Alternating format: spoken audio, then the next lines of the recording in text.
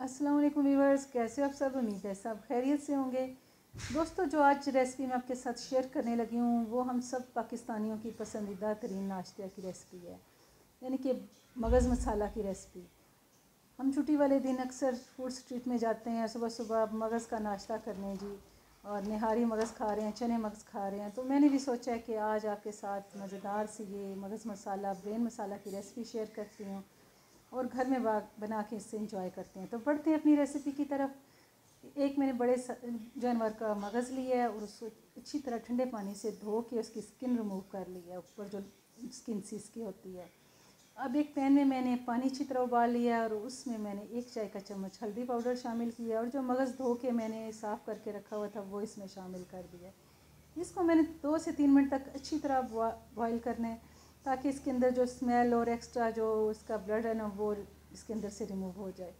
इसको छन्नी में अच्छी तरह हमने छान लिया है और अब एक पैन में आधा कप ऑयल लिया है और उसमें मैंने 1 चाय का चम्मच ज़ीरा शामिल किया और उसको अच्छी तरह कड़कड़ा लिया है।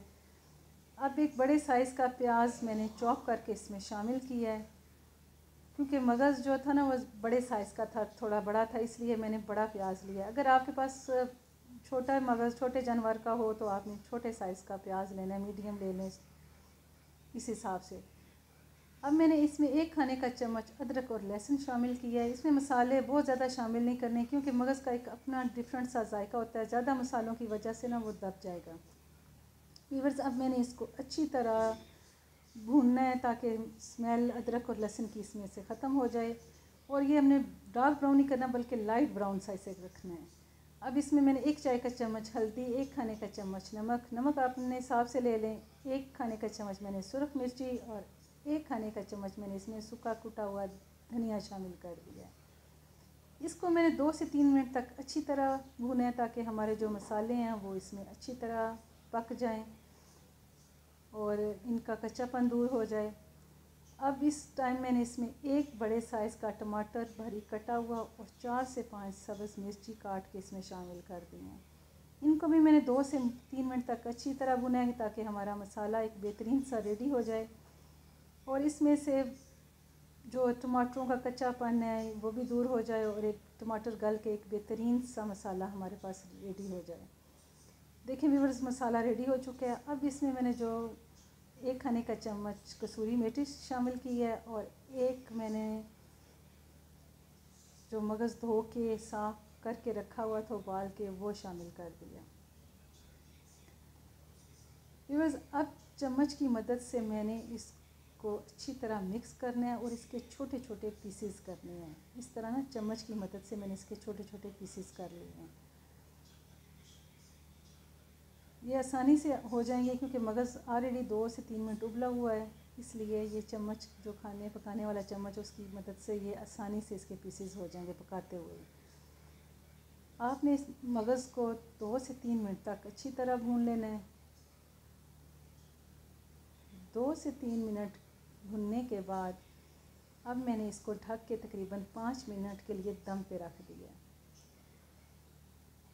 5 मिनट के बाद देखें व्यूअर्स, मगज़ और मसाला अच्छी तरह आपस में रच बस गए हैं और इनमें से मज़ेदार सी खुशबू आने लगी है। इस टाइम पे मैंने इसमें 50 ग्राम अनसाल्टेड बटर या 2 खाने के चम्मच आप कह लें शामिल किया। 2 खाने के चम्मच मैंने इसमें दही शामिल किया है और आग मैंने इसमें जो है ना फ्लेम अपनी वो हाई कर दिया। इस टाइम पे आपने लो फ्लेम या मीडियम नहीं रखनी बल्कि हाई फ्लेम पे इसको अच्छी तरह भूनना है, क्योंकि ये इस टाइम तेज़ आग पे जैसे जैसे भुनेगा इसकी एक मज़ेदार सी खुशबू और इसके अंदर से एक मज़ेदार सा अरोमा बाहर आएगा। बस मैंने भी इसको तकरीबन 5 मिनट तक तेज़ आग पे इसकी अच्छी तरह भुनाई की है। अब गरम मसाला इसमें पिसा हुआ 1 चाय की चमची शामिल की है और सब्ज़ धनिया और सब्ज़ मिर्ची भरी कटी हुई शामिल की है। लें व्यूअर्स, मेरा मज़ेदार सा हमारा जो ना मगज़ मसाला वो तैयार हो चुका है। आप इसे नान, रोटी, पराठा किसी के साथ भी इंजॉय करें और अपनी छुट्टी को स्पेशल बनाएं। ये आसानी से और झटपट से घर में तैयार हो जाती है।